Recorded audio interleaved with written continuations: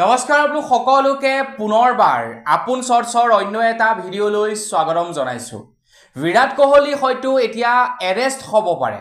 জনপ্ৰিয় ক্ৰিকেটাৰ বিৰাট কোহলি হয়তো আপোনালোকে নিশ্চয় চিনি পায়। তো IPLৰ খেল জয়ী হোৱাৰ পাছতেই এটা বিৰাটেই বেয়া খবৰ ওলাইছে, হয়তো বিৰাট কোহলি জেল পৰ্যন্ত যাব লগা হ'ব পাৰে। তো বন্ধু বান্ধৱীসকল, বিৰাট কোহলিৰ ওপৰত বৰ্তমান এজাহাৰ দাখিল কৰা হৈছে আৰু তাৰ লগে লগে কৰ্ণাটকৰ হাই কোৰ্টেও নিজাববীয়াকৈ গোচৰ ৰুজু কৰিছে। তো গোটেই ঘটনাটোনো কি, কিয় বিৰাট কোহলি জেল যাব লগা হ'ব পাৰে, তেখেতৰ ওপৰত কিয় FIR ৰুজু কৰা হৈছে, এই সম্পৰ্কে মই আজি আপোনালোকক এই ভিডিঅ'টোত জনাম। তো ভিডিঅ'টো প্ৰথমৰ পৰা শেষলৈকে চাই থাকিব। মই শ্ৰীপাঞ্জিত গগৈ, আপোনালোকে চাই আছে আপুন শৰ্টছ। আহক আৰম্ভ কৰোঁ আজিৰ ভিডিঅ'। আগবাইছোঁ আজিৰ খবৰটোৰ ফালে। খবৰটো আৰম্ভ কৰিছোঁ আৰম্ভণিৰ পৰা, তেতিয়াহে আপোনালোকে ভালদৰে বুজি পাব। 3 তাৰিখৰ দিনাখন পাঞ্জাবৰ বিৰুদ্ধে RCBয়ে IPL খেলত জয় লাভ হয়। IPL খেলত জয় লাভ হোৱাৰ পাছত 4 তাৰিখৰ দিনাখন তেওঁলোকে সেলিব্ৰেশন কৰিবৰ কাৰণে পাই গৈ বেংগলুৰুত। মানে তেওঁলোকে যে 18 বছৰ মানে 17টা বছৰৰ মূৰত IPLৰ ট্ৰফি জয় লাভ কৰিছে, তাৰ বাবে সেলিব্ৰেশন কৰিবলৈ পালে গৈ তেওঁলোকে বেংগলুৰুত। প্ৰথমে বেংগলুৰুৰ প্ৰশাসনৰ পৰা অনুমতি বিচাৰিলে। প্ৰশাসনে ক'লে যে তোমালোকে অনুমতি নোপোৱা পেৰেডৰ কাৰণে, মানে যি নেকি শোভাযাত্ৰা টাইপৰ হয়, তেনেকুৱা টাইপৰ শোভাযাত্ৰাৰ বাবে তোমালোকে অনুমতি নোপোৱা। তোমালোকে ষ্টেডিয়ামৰ ভিতৰত সেলিব্ৰেশন কৰিব পাৰিবা, য'ত 30-35 হাজাৰ মানুহ কেৱল থাকিব পাৰিব আৰু সেইসকলে টিকট সংগ্ৰহ কৰিহে ষ্টেডিয়ামৰ ভিতৰত যাব লাগিব। কাৰণ কৰ্ণাটকৰ প্ৰশাসনেও গম পাইছিলে যে RCBৰ ফেন ফলোয়িং যথেষ্ট বেছি। তো তেনে অৱস্থাত যদি RCBয়ে পেৰেডৰ ঘোষণা কৰি দিয়ে, তেনেহ'লে তাতে মানুহ আউট অফ কণ্ট্ৰল হৈ যাব আৰু দুৰ্ঘটনাৰ সংঘটিত হ'ব।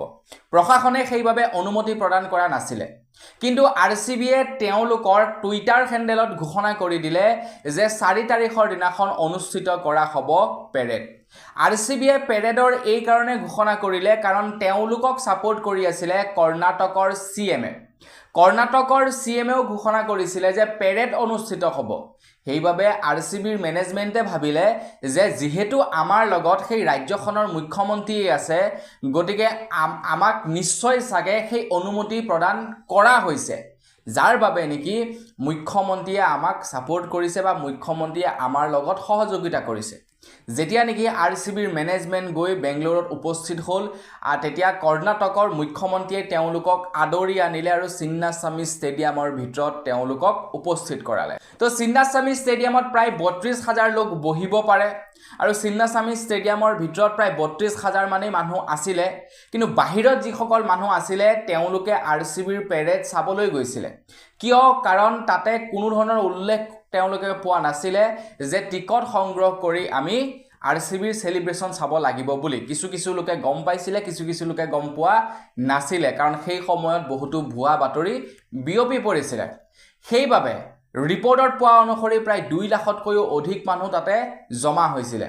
কিন্তু কিছু তাৰে মানুহে কোৱা অনুসৰি প্ৰায় 5 লাখতকৈও অধিক মানুহ গেডাৰিং হ'ল চিন্নাস্বামী ষ্টেডিয়ামৰ বাহিৰত। ভিতৰত চিন্নাস্বামী ষ্টেডিয়ামৰ ভিতৰত সেলিব্ৰেশন চলি আছে RCBৰ টিমৰ, RCBৰ অনুৰাগীসকলৰ, কৰ্ণাটকৰ মুখ্যমন্ত্ৰীৰ। কিন্তু বাহিৰত লাগি গ'ল হুলস্থুল।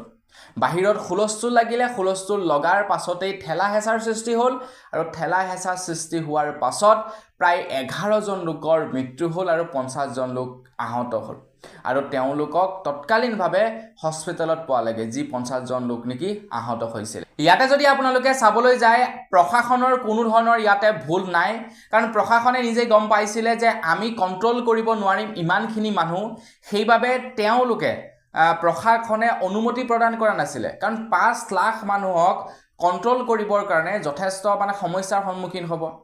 RCBয়ে বিচাৰিছিলে যে সেই দিনাখন হলিডেৰ ঘোষণা কৰাটো, যাতে কোনো সমস্যা নহয়।